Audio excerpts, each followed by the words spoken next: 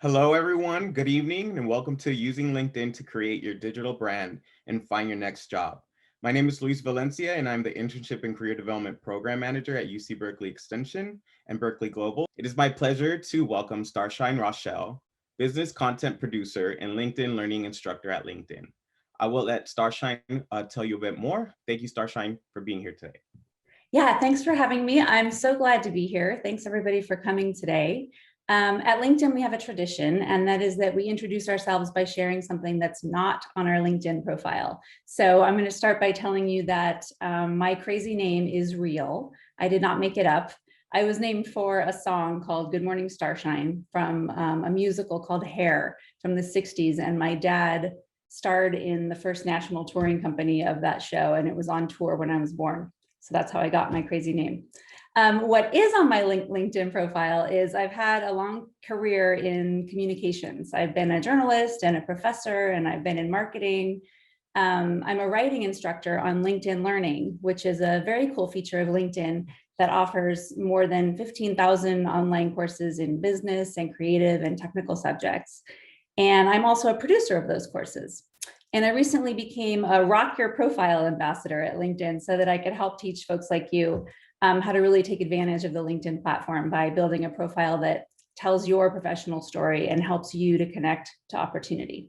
So before we dive in, I wanted to give you a better idea of how we're going to be using our time today and what you can expect from this session. So we're just going to go over, I'm going to do a quick intro to LinkedIn for those who may be less familiar with it.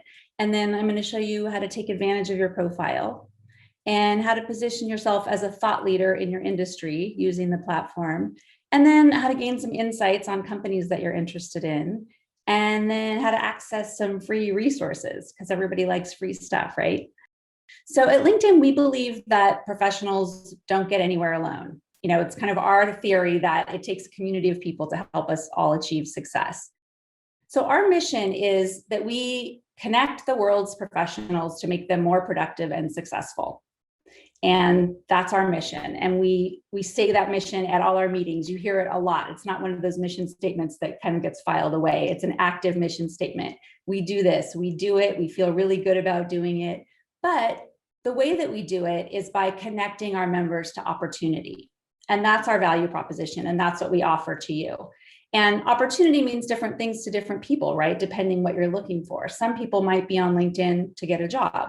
Some people might want to build their professional identity. Some might want to learn a skill.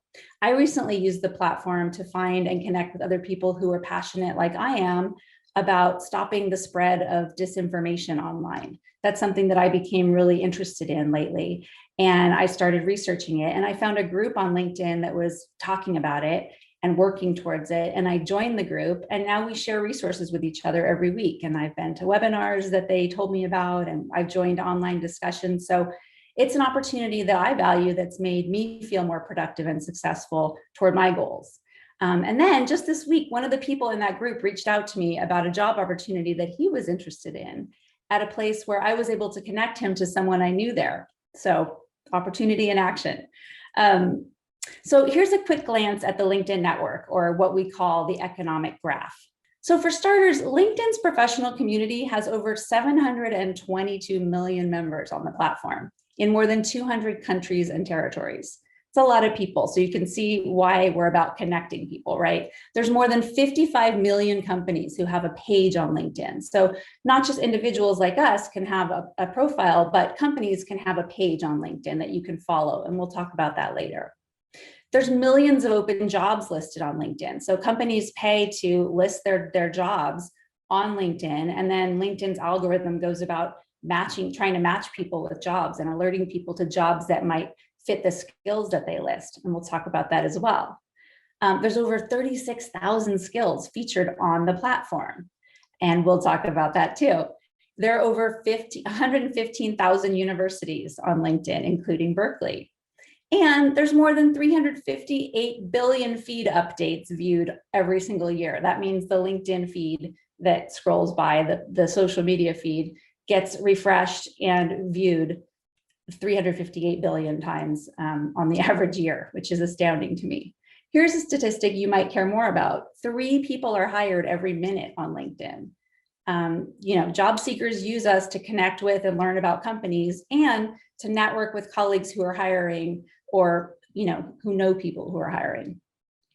So to give you all a sense of how this works in action, I wanted to show you a tool that LinkedIn created last June to help the overwhelming number of people who found themselves out of work and looking for a new opportunity. So our product team wanted to figure out a way for people to be front and center, kind of letting their networks know that they've got their feelers out and are on the hunt for a new position. So they created a frame that goes right on your profile photo that simply says, open to work. And you'll see it in action. I'm going to show you a video, and the adoption of this thing has been huge. We've been really amazed and excited about it. So this short video is going to show you how it can help and how the platform itself can be used to connect to people who can then connect you to what may be your next great opportunity.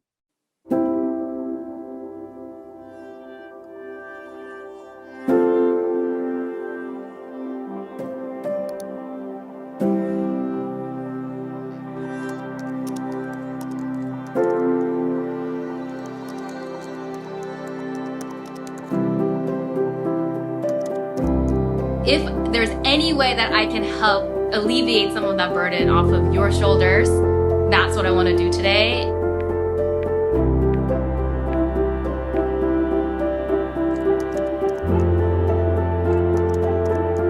You have other people behind you supporting you. You have other people who understand where you're coming from and where you're trying to go.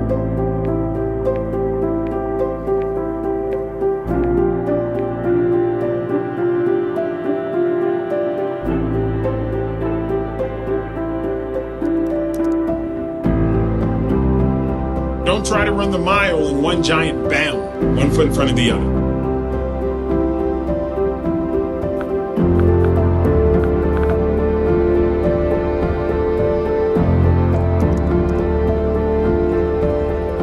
What I found that I think is so heartening is that I think we're seeing a lot of humanity come out of this moment.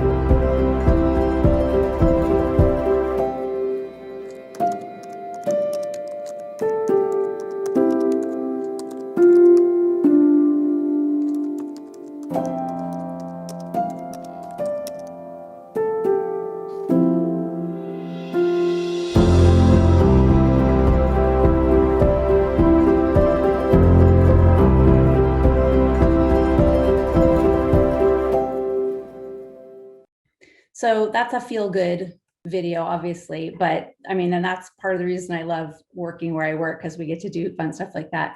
But just statistically, 30 million people have used that profile photo frame already, and it was just released in June. And we've seen that those who use it are 40% more likely to be contacted by a recruiter, which is great news for job seekers, obviously, right? Okay, so now that you've gotten to know us a little better, let's look at how you can help us get to know you a little better. I want to talk about your profile, because this is, for me, this is really where LinkedIn comes alive. Your LinkedIn profile is a digital portfolio. That's how we like to think of it. And it tells your professional story. Don't think of it as a resume. Think of it more as a dynamic showcase that's engaging, that's visual, and that highlights your experience and your skills and your proudest achievements to help you build your digital brand. The key thing to remember with your profile is there's no such thing as a perfect LinkedIn profile. Okay, you're not aiming for gold stars here. The best plan is just to start with the basics, which I'm going to tell you about here, and then add details as you like. And I think you're going to find that polishing it up is actually easier than you think. And small updates can lead to big opportunities. So I'm going to give you some best practice recommendations to strengthen the key parts of your profile. And in fact, if you have a LinkedIn profile, I really encourage you to open it up on your screen right now as we talk through the sections so that you can see for yourself the features that I'm mentioning. And you might even be able to put some of the advice immediately into action. Some of them are little things like click this. So it might be helpful to you to do it now rather than later trying to remember this kind of stuff. So we're going to start with your photo. It's really important to have a photo. When you don't have a photo, which you might be looking at yours and see that you don't have one now, you get kind of this little shadowy silhouette of a blobby fake person kind of thing. And we find that when you have a photo, remember that the whole point of LinkedIn is connecting with people, right? So we've found that people with a profile photo get up to 9 times more connection requests, up to 21 times more profile views, and up to 36 times more messages than people who don't. So that right there alone should tell you people want to connect with real people. They want to know that you're a human being and see that you have a face and you're not just sort of lurking. If you're comfortable, I really encourage you to include a photo. You want to select a profile photo that really represents you, right? It does not have to be a professional headshot. This is not true. A lot of people have an idea that they have to get like some, fancy picture taken. No, it just has to show your professional community who you are. You can take a selfie if you want. Just make sure it's high resolution with good lighting and that it only features you. It shouldn't have like someone else's hand on your shoulder that you've cut off. It should show your face so that you're recognizable. If you were to say, meet someone for coffee, they should be able to be like, oh yeah, I recognize you from your LinkedIn photo. And this is really cool. I didn't even know this until recently. LinkedIn has photo filters that you can use to polish your photo up just like you would on Instagram or other social platforms. If you want to see it, just click on your profile photo. And then if you click on edit, you'll see a little icon that says filter. And there's filters under there. You can choose all different ones, whatever you like. So after you add a photo, the next most important thing to do is to take advantage of a new tool that we just added. So our engineers came up with a really easy way for you to record your name and attach it to your profile so that anyone who visits your profile can simply click the little speaker icon next to your photo and hear you speak your name the way you want it pronounced. Everyone wins, right? Because it's embarrassing when you hear your name pronounced wrong, and it's embarrassing to pronounce someone's name wrong. Nobody wants that. We all want to do it right. So this is great for everybody. I love this feature. The only thing about it though is you can only record it on the LinkedIn app on your phone. You can't do it on the desktop version. So you have to download the mobile app, which is free. But you just, click on the little edit pencil.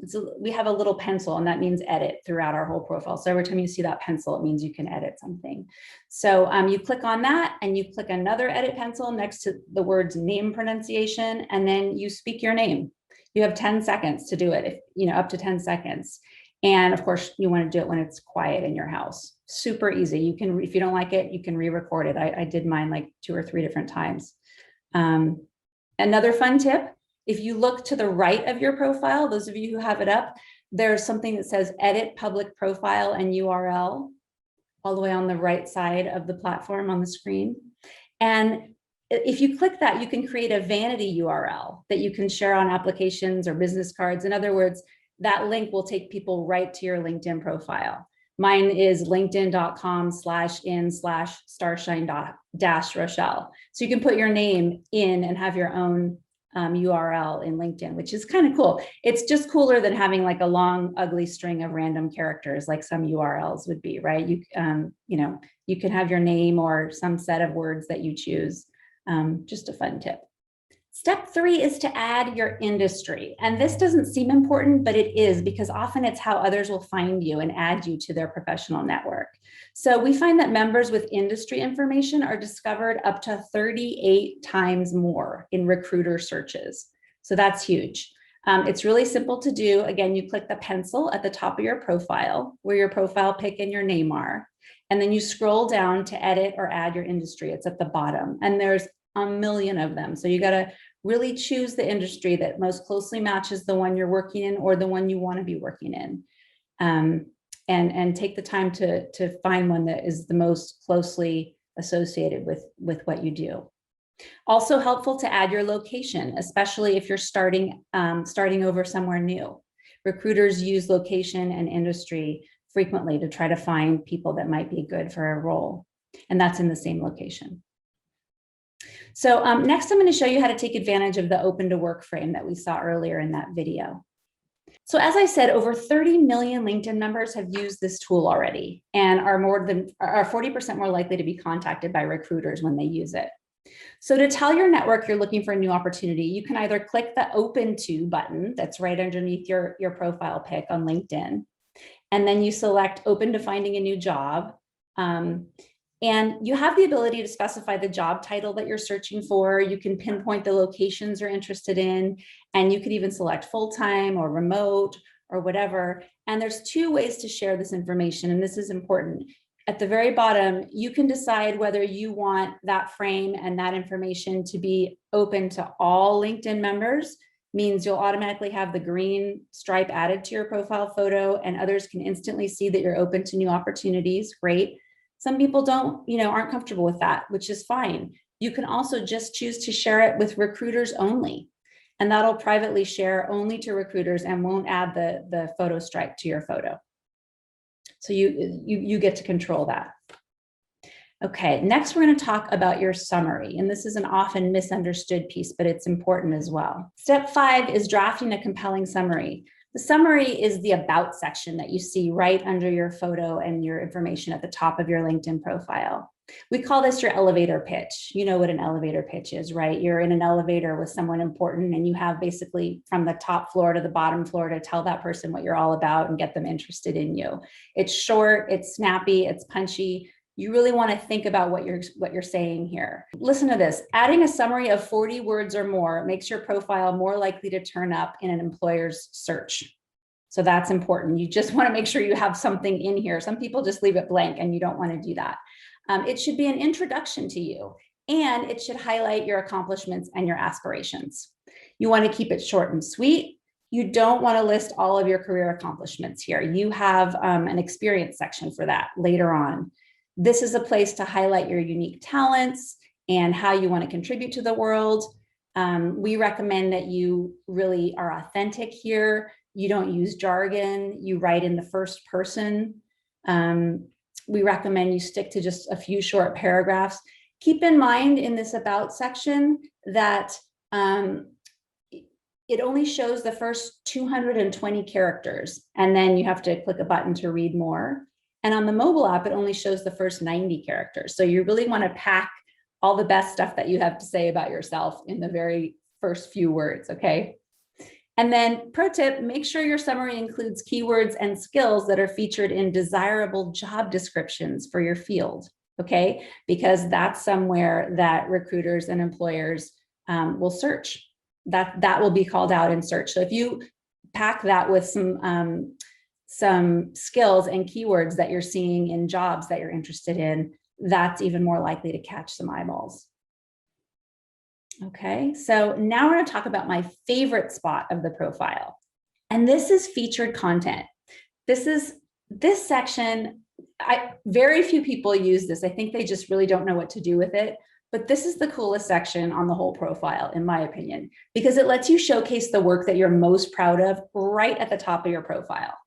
And it lets you share rich media. So that's photos, videos, documents. You could even share a PowerPoint slide if you want, a PowerPoint deck if you wanted to. Anything that helps you bring your professional story to life. You can pin articles there that you've authored and posted on LinkedIn. You can even share posts that you've made on LinkedIn if you just want to show off kind of what you're thinking and talking and caring about and the issues that you interact with. This is like your wallpaper. You get to bring whatever you've done that you're really excited about right to the top and let it be visual. And I think that's a really cool thing that you can't do on a resume or something like that. Another cool tip, not a lot of people know that you can also add rich media like this, photos and videos and such, to your experience section and your education section below in your profile to show off specific project stuff there. So something to think about. If you have something on a specific job that you want to show off, you can put it in your experience section. All right, so let's talk about the experience section. So here's where you detail your work experience. This is the bread and butter of your profile, right? And this is the part that I think most people think most closely resembles a typical resume. But it isn't like a resume because we really don't think that you should, bullet point your experience. Again, this is a professional story you're telling, and you want to tell a story. We recommend that you write these job listings in short paragraphs rather than in bullets, and really allow yourself to expand a little bit and maybe tell us a little bit about the company here. If it's a company that we don't know much about and we've never heard of before. This is your opportunity to tell your professional story and talk about your accomplishments within each of the roles that you've had. Okay. And something to remember here, it's really great to talk about what you did in your role, but it's even better to showcase the impact that you had in that role, right? The results that you delivered and the change that you created. That's really key. And work experience in profiles that do that, they tend to stand out a lot more. Okay, and then finally, we're going to round out your profile with volunteer experience. Did you know that almost half of all hiring managers say that they view volunteer experience as equivalent to formal work experience? That's huge. So adding volunteer experience is a great way to round out your professional identity and to really flesh out who you are as a human being. None of us are all work, right? We all have things that we're passionate about outside of work. And this is a great place to put that. And it brings you sort of into a 3D mode. It makes you a full human. Another thing to remember about your volunteer experiences is you want to make sure to give a quick 1 to 2 sentence description of what you do in each volunteer role, not just your title. That's a common thing that people do that I hear folks complain about, is like, it doesn't say what they did. It just says where they worked or where they volunteered. And people want to know, like, what was your role there? How did you help? What did you contribute? So make sure to include that. Okay, I promised you that we'd talk about skills, and we're finally here. So LinkedIn gives you the opportunity to add skills to your profile that you're great at. And when you add at least 5 or more, you can get up to 17 times more profile views. So you definitely want to make sure you have at least 5 skills listed. If you can't think of any that you're great at, ask a colleague, like, what am I good at? I bet you people will be able to tell you some things that you're really excellent at. Professionals also search key skills across LinkedIn, so it's another great way to be found by your network. And also, people can endorse you for skills. So I often, if you're on LinkedIn, you'll often see you'll get a question asking you if one of your connections, if you want to endorse one of your connections for any of these skills. And if you know, oh yeah, Joe, he's great at that, you can endorse them for that. But you are in full control of your skills. So you get to choose what order they're displayed in. And when people do endorse you for skills, you can choose whether to display those or not if you don't like them. If someone endorses you for a skill that you don't really want to be associated with because you don't do it anymore, or you never did do it, or whatever, you can remove it. And it's like it never happened. So let me ask you, when you're choosing, say, a hotel or a restaurant, or say you're going to an Airbnb or something like that, which of the following of these is most valuable in helping you make your decision? Is it a paid advertisement about the place? Is it recommendations about the place from other customers? Or is it a description about the place written by the owner? So 94% of us trust recommendations from other customers over the other 2 things. I'm with you on that. I feel ya. Yeah. And the reason is we trust other people's reviews, right? And that's why recommendations are a great way for you to build professional credibility. So you can take advantage of that exact same thing on LinkedIn by asking people to write a recommendation for you. You can see here on the slide, they're usually very short, and they should be. Nobody wants a full 1 page. It's not like asking a professor for a recommendation for college or something like that. It's just a short little blurb that focuses in on a skill or a characteristic or something that tells other people you're great to work with. And this is a great opportunity for you to offer recommendations to other people you've worked with and to get them back. So if you don't already have them, I highly recommend that you request one from a colleague, a manager, a partner. It's really easy to do. You just go to the person's profile and you click on the More button at the top, and then you'll see some options. And one of the options is Request Recommendation. And you can also make a recommendation the exact same way. Couple things to keep in mind when requesting a recommendation. One, when you do that, LinkedIn offers some standard verbiage that you can use. It's like a template. I don't really recommend that you use that. If you're asking someone for a recommendation, you should customize your request. Tell them what you want to be recommended for specifically. You know, was it a project that you want them to talk about? Was it a characteristic that you have or an initiative that you led? You know, let them know. And then some people suggest writing an outline or a first draft for very busy people who would appreciate that. You have to use your judgment here. Of course, it can be awkward if you write a recommendation for yourself and ask someone to submit it. But there are certainly very busy people who would say, look, I don't have time for that. But if you draft something up, I'll take it and make it my own. You have to weigh whether that makes sense for the person you're asking. But I highly recommend you choose people who you've worked with closely and can provide specific examples of how your strengths, skills, and experience show up on the job. Don't think of this as like, oh, I know that famous person, or, oh, I know that person who's really got a big name in this industry or whatever. That's cool, but if that person doesn't really know how it is to work with you, then that recommendation will ring hollow. Do you know what I mean? It's better to get someone whose name we don't know and read a recommendation that we can see is genuine, and they've worked with you and they can tell us what it's like to be on a team with you. Speaking of team, definitely include people that you've managed, include people that you've been managed by, include peers. You really want like a sampling of all levels in your recommendations if you can. So that's how to rock your profile.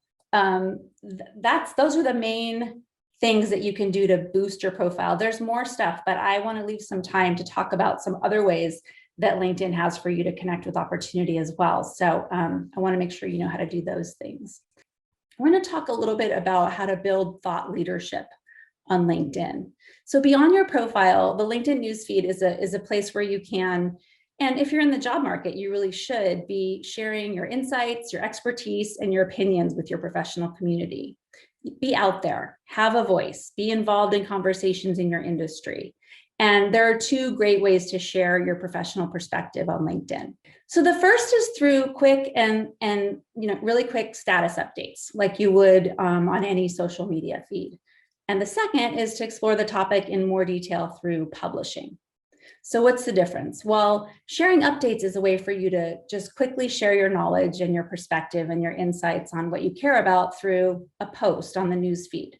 A check-in, a thought, a photo, or a link and a comment, again, like you would on Facebook or Instagram or something like that. And publishing content is a way for you to explore a topic more in depth by writing a long form post and sharing it as an article.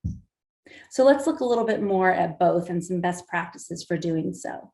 You can share a status update right on your homepage. It's really easy. You'll see the share box at the top right when you sign into LinkedIn. And there are a few things that help your status updates stand out from the crowd. So I want to go over some best practices with you. So first, you want to share your authentic voice. And you're going to hear me say that a lot, because yes, we want you to stay on brand, but yes, we really want you to be real and show up consistently so that people make a habit out of your content. Definitely post frequently. This creates more opportunities for you and for your content to be discovered by other people. If you think you might forget, add a reminder to your calendar to make a post every week or every other week. Just that way people get used to seeing it. And then your name is like, oh, I remember this person. They're always talking about this one subject. They must be an expert in it. You can also start a conversation. Post something quick and snappy that engages your professional community. Pose a question, provide your perspective on current events, or give an insider point of view. The more people engage with the post, the more it gets shared. So this is all kind of a numbers game to try to get more and more shares, and then more and more people see your stuff, and then your name gets out there more and more, and your network grows, and like that.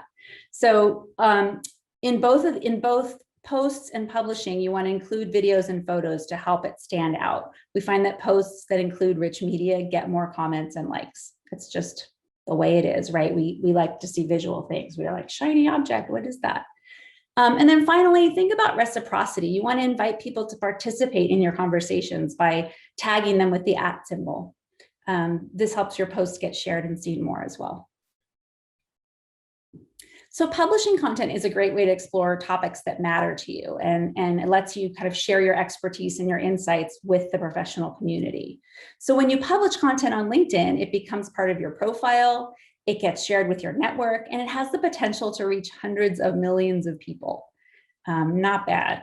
So once you've published content, people can actually follow you to stay on top of what you say and post on LinkedIn. So if you post something, if you publish something, and somebody's like, that's that's really smart. I never thought of it that way, or that's really cool. I'm glad I learned that.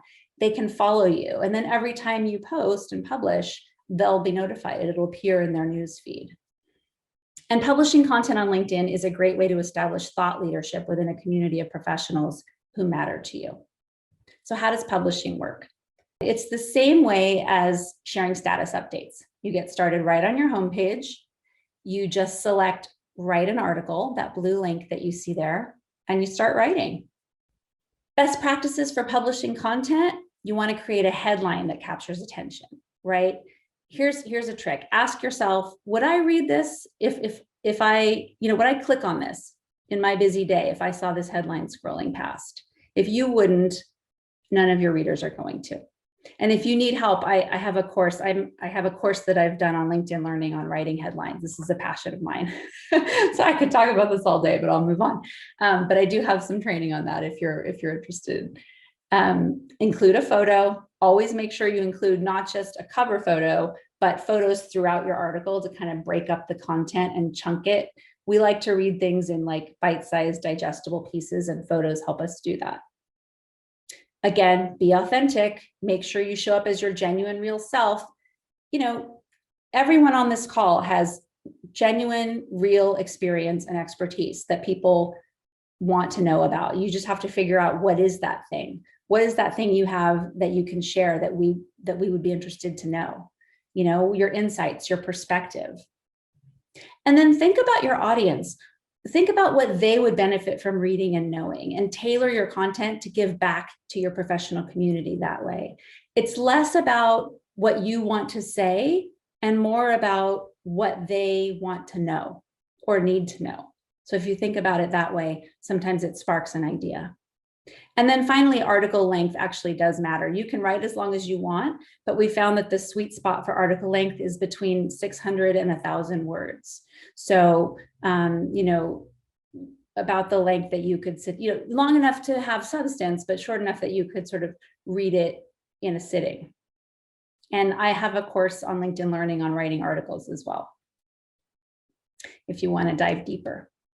An important consideration for job seekers is that LinkedIn helps you stay on top of news and content and companies and professionals that matter to you in your industry. So I want to make sure that you know how to start following companies and things like that, because that will help you as well. If you have a company you're interested in, say, it's a really good idea to follow them. You just search for their page under companies, and then you just click follow. It's real easy. And then, news and trends and product launches for that company will start appearing in your news feed, and you'll be on top of it, and you'll know. And it's important if you are looking for a role in a specific industry, or you want to be able to talk like you know what you're talking about in that industry, to follow companies who are leaders in that industry. So let's talk about how to customize your LinkedIn experience through the LinkedIn feed. So as a member on LinkedIn, we give you full control over your LinkedIn feed. We want to empower you to access the content that matters most to you, right? Rather than us just sort of like throwing things at you and hoping that you enjoy it. So it's really easy to manage your feed preferences. You can see, here's a post. There's 3 dots on the upper right-hand side.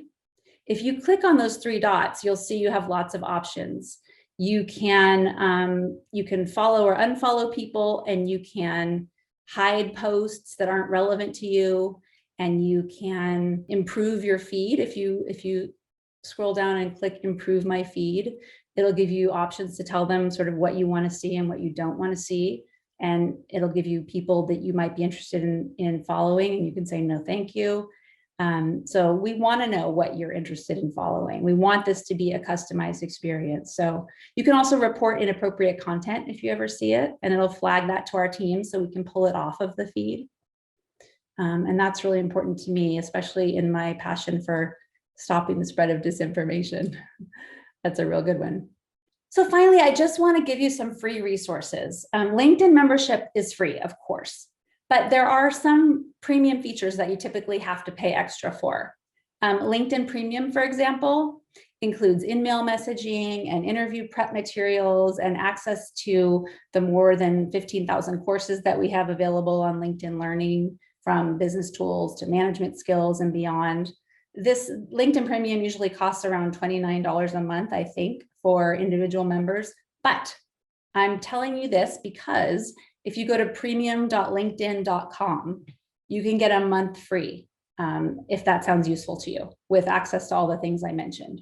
So it's a really good thing to know if you are like right in the middle of a job search, or you really need to learn a bunch of stuff on LinkedIn Learning and you just don't want to pay for it right now or something like that. You have a month free to try it out. And that's it from me. I just want to thank you so much for your time and for coming and being here. Awesome. I think we're running up on time here. Is there anything else you'd like to say to close this out to the participants? Yeah, there's two important things that I want people to know. And one is that you have the ability to share in your settings and privacy. You definitely want to go into your settings and privacy and check those.